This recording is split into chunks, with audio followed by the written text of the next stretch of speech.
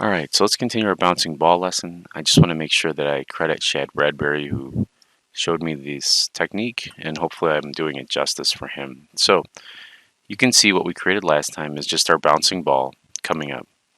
And what we talked about is we have our positioning in our world, right?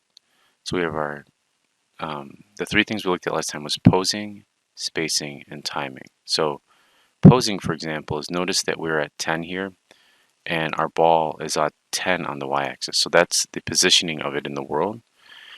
And timing essentially is where the key is on the timeline. So for example, where there's what we're going to be covering now is rate of decline. So that's how our ball falls due to gravity over time. Okay, so that's the decline of you can think about it, the physical motion or the physics of our ball. So if we're here at 10, so then roughly 8 frames later, this is a pretty good way of looking at it. You can go over 8 frames, and what I'm going to do is I'm going to move my ball up in the air 8. So I'm going to translate y 8 onto this, and really it should be 9 because my ball is at 1 there. But for the sake of this, I'm going to go ahead and hit an 8 here, and I'm going to go back on my frame 1 here, and I'm going to make this a 0, and I'm just going to shift my ground down. So here's 20, I'm going to make that a 0. So that way we're looking with nice whole numbers. So here we are at 0, and then it goes up 10. We go over, down 10 frames. So then we go up 8 frames, and then I'm going to go 8 frames to this one, which is on frame 36, and I'm going to bring that back down to 0. So part, again, of the rate of decline is we're going to go 6 over here, right? So that's 42. And on 42, I want to go up 6. And then I'm going to go to 48 to be my down pose. So I'm going to type 0 here. Now the trick that I was saying is if you left click on 36 and you just middle mouse click around to frame 48 and then you hit S to set a key, it'll key all of that. So that's sort of the other way of doing it. So we went over 6 frames, and so now we're going to go 4 frames over. So I think it's 52. And then I'm going to bring that up 4 on the y-axis, and then go over to frame 56. Set a key here on the down axis here. And then we're just going to go over 2, so that's an easy one, that's 58. Type 2 here. And then 60. Oddly enough, I'm doing a PhD and taking all these advanced coding classes, and you still get, if you're struggling to be like, wait, what is the 2 on the 56? So if you're struggling with that too, then you're still in good shape. All right, so you can see we get a nice rate of decline. So what we did is we posed our model, our object in our scene, and we timed it out. That's where the keys are. Now let's take a look at spacing, which if you remember from last time we did in the graph editor. So I'm going to go over here to Windows, Animation Editor, Graph Editor, and I just really want to look at that translate Y because that's all we've been working with. And I'm going to grab all of these again.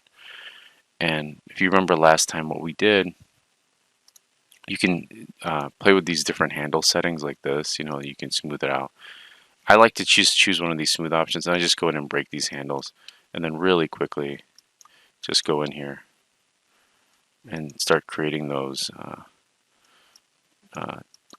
like M shapes here. I think I'm calling them M shapes because Shad calls them McDonald's arches. Alright, so here we go. Let's make sure this one as well goes here. Something good like that.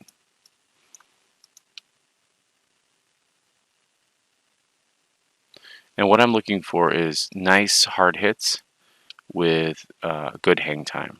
All right. So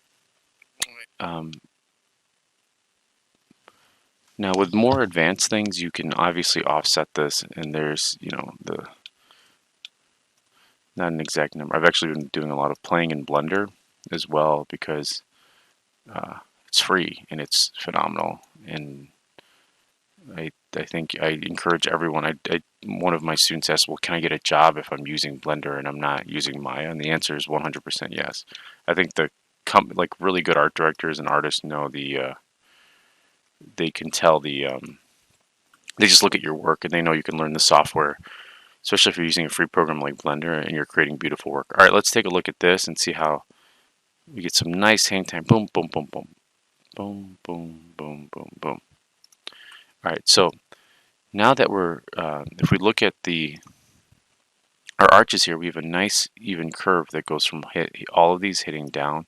I feel like for some reason this should be a little higher, but let's expand on that. All right, so here we are at the end. I want to get this, let's move this down to just below that. And then I'll just freeze transform that so I can always remember that.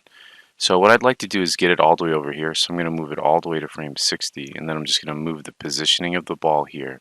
Now if you remember last time I had auto key on, and that's what allows me to get that to move across. Now it's shifting from 58 to 60, and the reason for that is if we go to my graph editor here, I have been actually keying all of these. See how these are all red? And I really don't want my translation, and this is the x-axis you can see from that arrow there, and if I click on it you can see the arrows. I don't want all these keys in there, so I'm going to select all of these in here and just press delete. And now when I press play, you can see I get an ease out and as the movement goes on. For now I want a steady movement across. I'm going to edit that in a second, but just collect all of that and then click the linear tangents button, and what that does is it creates a straight shot across. So now when I press play, you can see it gives me nice even movement across the surface. Alright, so let's do one last thing before we end this video, and we're going to take a look at the rate of decline that I was talking about. So remember what I was saying, there's going to be a constant rate of like a loss of force as our ball is moving, and a good way to see that is to look at if we're getting a smooth line across. So in the animation section up here, what I'd like you to do is go all the way to the top and look at visualize and go to create editable motion trail and turn that on. And you can see we have start and end, and here's 1 and here's 60, and I'm going to hit create motion trail. And we want to do, because our frame starts at 1 and it ends on frame 60. So now you can see that we can visualize our animation in the scene with the motion trail like that. You can see the place our ball has been, it's integrated with a red line. If you want to get rid of the motion trail from your scene, you can just select it here and press delete. I'm going to hit Control Z to undo that. So I'm going to go to my front view here so you can see that here. Now, one way I was saying is we want to try to get a straight line across this way. And it looks like my system looks like it's freezing a little bit here. I'm gonna, oh, there we go. Okay, we're good. I'm gonna save mine. Let's make sure that's all saved out. All right. All right. Sorry, I had a little bit of computer trouble. So I'm gonna go to create. Let's see if I could find it. Measuring tools. We'll just do the distance tool. I'm gonna click here on this first key, and then I'm going to go all the way down here. And let's go ahead and grab our move tool. And I'm just gonna move this up a little bit here to here. Oops, not that. Ah, there we go.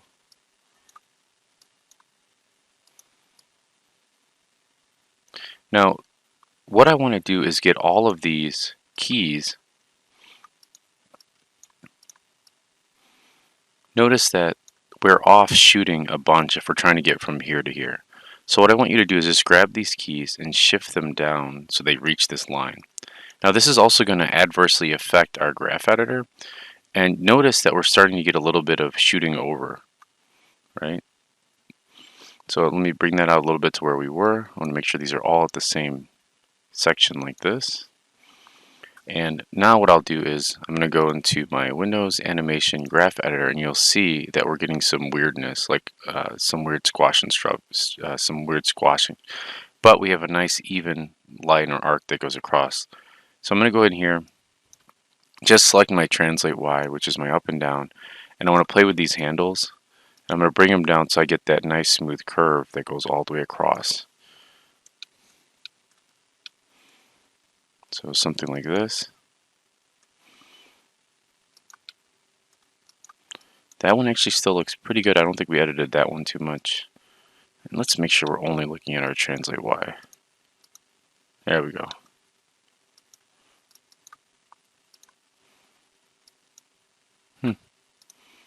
That's interesting.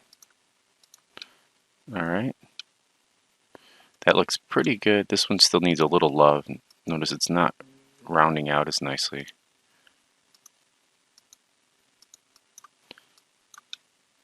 There we go. Now let's watch it. And I can go in here, delete both of these locators and my motion trail. And let's press play. I'm going to hit Alt and V because it looks like I got rid of my timeline. And you can see now we have something that's a lot smoother, and you feel like that rate of decline, that energy of dispersion is being let out as our ball moves.